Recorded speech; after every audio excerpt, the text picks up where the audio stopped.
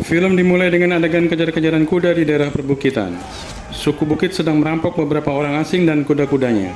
Dengan sedikit tipuan, mereka berhasil lolos dari kejaran dan kabur bersembunyi di gua. Mereka adalah orang-orang dari daratan Eropa yang sedang mencari black powder atau mesiu di daratan Cina. Suasana gelap, hanya diterangi api kecil. Tiba-tiba sesuatu terjadi. Bersamaan dengan suara aneh dan api bergoyang kencang, ketiga orang yang duduk di dekatnya hilang begitu saja. Sisanya yang berdua terkejut dan bersiap-siap dengan serangan aneh tersebut. Dalam kegelapan samar, salah seorang berhasil memotong cakar tangan makhluk yang menyerang. Esoknya mereka segera pergi. Namun di tengah perjalanan mereka dikejar kembali oleh suku perbukitan. Bergegas mereka berdua berlari ke arah perbukitan yang lebih tinggi. Tak disangka, kini di depan mereka terhampar tembok raksasa lengkap dengan ratusan penjaganya. Mereka ditangkap dan diserahkan kepada jenderal dan beberapa komandan, dan diinterogasi sehubungan dengan potongan cakar makhluk hijau yang dibawanya. Saat mereka akan dieksekusi mati, penasihat uang melihat darah hijau di pedang mereka, dan luka bekas cakar tersebut juga belum lama. Artinya alibi mereka benar. Untuk itu dia meminta eksekusi ditunda. Tiba-tiba seorang prajurit tergopoh-gopoh masuk dan memberitahukan kalau ada tanda penyerangan dari musuh. Jenderal Xiao memerintahkan semua pos penjagaan bersiap. Genderang perang pun ditabuh.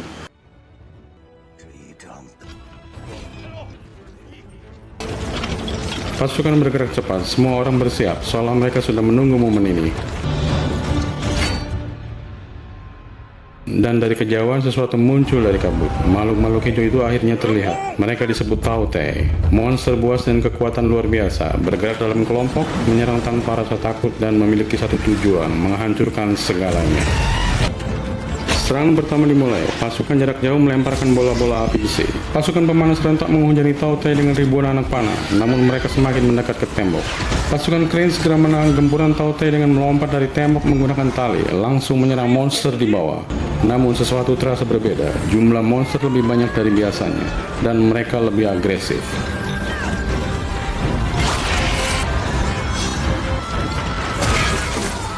Dari kejauhan muncul Ratu Tao Te dengan para pengawalnya. Panglima perang segera memerintahkan untuk membunuh sang ratu, namun bola api bergerigi tidak mempan.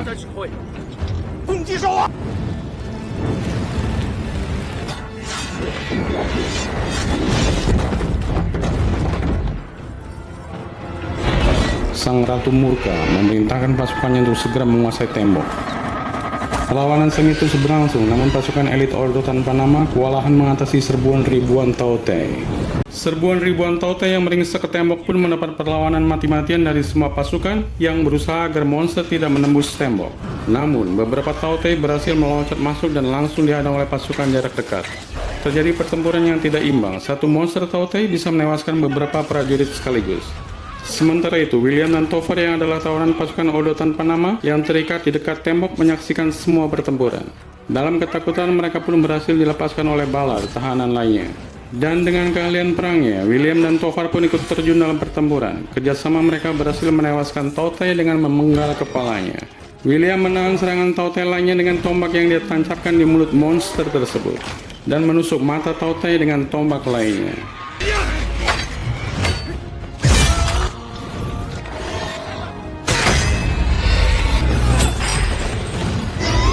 Topher dan William punya rencana lain untuk menewaskan Tao Te secara cepat, dengan gaya seperti matador. Di saat Tao Te hendak menerkam, Topher menghindar, William melepaskan panah tepat menembus mata Tao Te. Dan beberapa Tao Te sudah tewas di tangan mereka.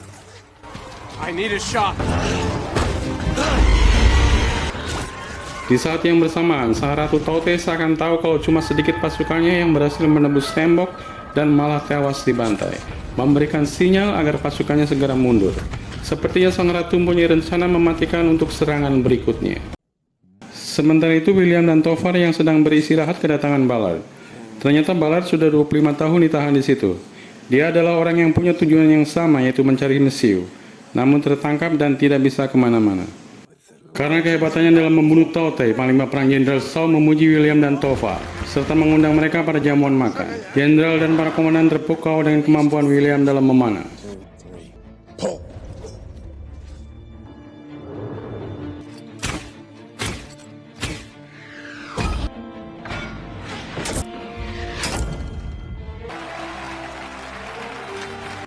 Setelah jamuan makan, Komandan Lin mengundang William untuk ke Crane.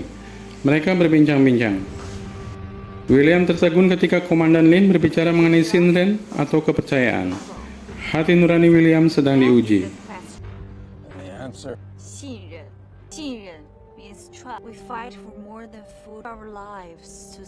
Malam harinya, di luar pos Menara Barat, beberapa Tautai menyerang secara diam-diam. Namun anehnya mereka meninggalkan mayat begitu saja. Jenderal Shaw merasa curiga, pasukan segera bersiaga untuk menghadapi serangan. Jenderal Shaw dan Komandan Lin melihat dari pantulan pedang, ada seekor Tautai yang akan menyergap mereka dari belakang.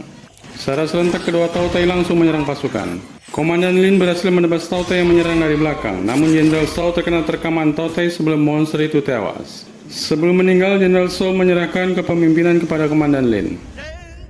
Di rapat perang, penasihat Wang menjelaskan kalau batu manet bisa membuat Tautai seperti tertidur karena tidak bisa mendengarkan sinyal sang ratu. Begitu juga pada batu manet yang dibawa di tas William, membuat mereka dengan mudah membunuh Tautai. Namun untuk membuktikannya, mereka harus menangkap satu Tautai hidup-hidup. Esok harinya semua pasukan disiagakan. Senjata harpun dilumuri dengan obat bius. Dalam kondisi berkabut, pasukan tidak bisa melihat pergerakan pasukan Tautai. Dan keheningan berubah setelah beberapa Tautai melompat dan menerkam dua orang pasukan. Ternyata posisi mereka sudah berada di tembok. Jenderal Lin memerintahkan untuk menyerang.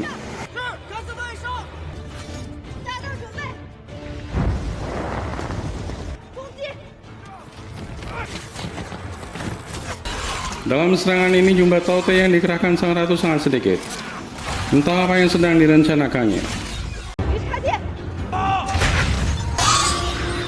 Komandan Lin memerintahkan pasukan melepaskan senjata harpun yang sudah dilumuri obat bius untuk menangkap Tautai hidup-hidup. Namun mengejutkan, mereka membantu temannya yang tertancap harpun dan melepaskannya. Komandan Lin memerintahkan membuat cincin api agar Tautai lainnya tidak bisa mendekat. Karena kabut tebal, ia juga memerintahkan pasukannya menggunakan anak panah berbunyi supaya Tautai yang tertancap panah tersebut bisa terdeteksi gerakannya. Dan William pun terjun ke bawah tembok untuk mengikat satu Tautai yang masih tertancap harpun dan sudah terbius. Setelah terikat rantai besi, ia memberi kode di atas untuk menariknya. Hampir saja ia diterkam Tautai lainnya. Untung bunyi anak panah yang tertancap di tubuh monster itu membuatnya refleks memanah mata monster tersebut. Di saat bersamaan, Tautai lain akan menerkamnya. Tidak diduga Tofar datang dan menewaskannya. Duet William Tofar banyak menewaskan monster hijau itu. Namun karena jumlah mereka banyak, mereka berhasil melewati cincin api dan mulai meringsek maju. William meminta bantuan Komandan Lin dengan melepaskan anak panah berbunyi ke atas. Komandan Lin lantas memerintahkan pasukannya untuk menggunakan senjata peledak.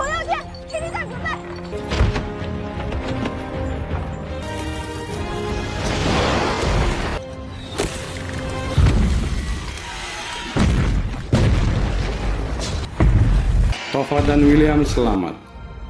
Sementara itu strategis Wang mencoba magnet didekatkan ke Tautai yang tertangkap. Hasilnya mengejutkan. Tautai tersebut langsung terdiam. Setelah penangkapan Tautai, Tofar marah kepada William karena harusnya mereka sudah mendapatkan misiu dan kabur, bukan malah bertempur menangkap Tautai. Namun William tetap ingin membantu jenderal dan pasukannya. Strategis Wang, Jenderal Lin dan para komandan dibuat terkejut karena pasukan Tautai telah menembus tembok Cina dengan cara membuat terowongan di bawahnya. Jadi selama ini serangan-serangan Tautai sebelumnya adalah pengalihan belaka. Inilah strategi jitu dari sang ratu Tautai. Strategis Wang mengatakan bahwa mereka sekarang sedang menuju balai kota kerajaan. Untuk mencegahnya mereka harus menggunakan balon udara.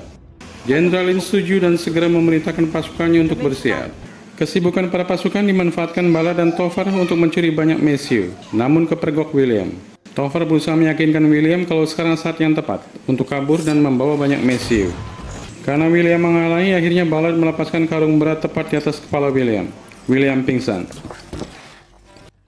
William ditangkap pasukan. Jenderal Lin marah besar karena dikira dia membantu Tofar dan Bala kabur dengan mesiu curian. Namun, prajurit Peng bersaksi kalau dia menyaksikan justru William mencegah aksi mereka. Akhirnya William ditahan, dan Jenderal Lin memerintahkan agar pasukan berkuda menangkap Tofar dan Ballard.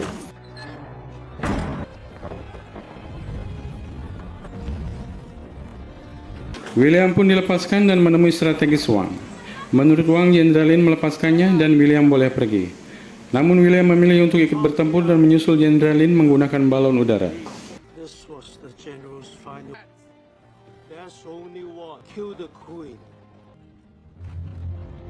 Jenderal Lin terbang bersama para pengawalnya, menyusul di belakang William dan strategi Shuang beserta prajurit. Di langit ribuan balon udara terbang menuju balai kota kerajaan. Sementara itu di darat sang ratu dengan ribuan pasukannya hampir sampai di balai kota. Balon-balon udara yang hampir sampai diserang oleh beberapa Tautai. Jenderal Lin hampir saja menjadi korban keganasan Tautai. Untung William segera menyelamatkannya. Mereka terus melaju untuk mencapai balai kota. Terlihat sang ratu sedang diberi makan, artinya para pasukannya diam menunggu, tidak bisa menyerang sampai sang ratu selesai makan. Ini adalah peluang untuk segera membunuh sang ratu. Di hadapan kaisar, strategi Shuang menanyakan di mana Tautai yang sudah ditangkap sebelumnya, karena mereka akan menggunakannya sebagai umpan. Badan Tautai tersebut diikatkan beberapa peledak dan diberi makan.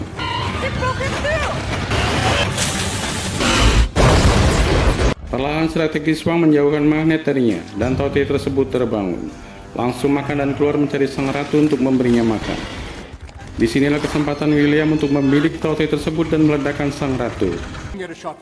Sementara itu nampak kepuasan di wajah Tofar dan Balad.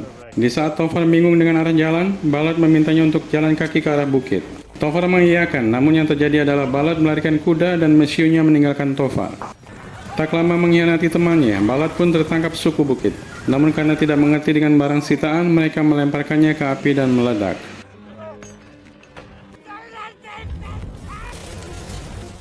Keesokan harinya, Tofar mendapatkan kembali beberapa kuda dan mesiu curian. Namun, di belakang sana prajurit berkuda sudah mendekat untuk menangkapnya. William mulai membidik Tautai yang terikat peledak. Anak panah melesat, namun para penjaga ratu tiba-tiba membloknya dengan tameng mereka, terpantul ke atas dan meledak. Strategi Shuang sudah tidak bisa lagi menahan para Tautai. Untuk itu dia melempar batu manik ke Jenderal Lin. Strategi Shuang mengorbankan dirinya. William membidik sang ratu kembali. Anak panah melesat namun gagal. Tameng para penjaga memblok anak panah tersebut, mantul dan meledak di atas. Sang ratu kembali murka. Kali ini dia memerintahkan pasukannya untuk serentak menyerbu ke menara tersebut. Kali ini mereka akan menggunakan magnet sebagai senjata untuk mengacaukan sinyal para penjaga ratu. William dan Jenderal Lin pun nekat terjun, berayun menggunakan tali ke arah sang ratu berada. William melemparkan batu magnet, disusul Jenderal Lin melemparkan tombak yang sudah diikatkan dengan bahan peledak. Batu magnet membuat tameng para penjaga tidak berfungsi, sehingga batu magnet dan anak panah berpeledak masuk ke dalam. Hening sesaat, dikira sumbu peledak tersebut padam, namun ledakan besar terjadi. Sang ratu dan para pengawalnya tewas. William dan Jenderal Lin terhempas ke menara satunya. Mereka selamat. Seketika seluruh Tautai terdiam dan berjatuhan ke bawah. Mereka semua tewas, tak tersisa.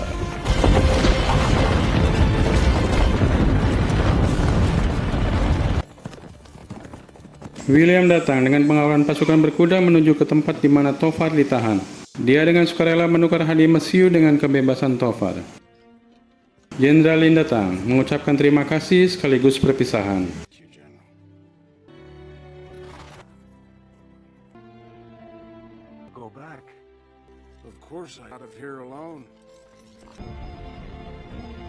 Dan film pun selesai. Terima kasih.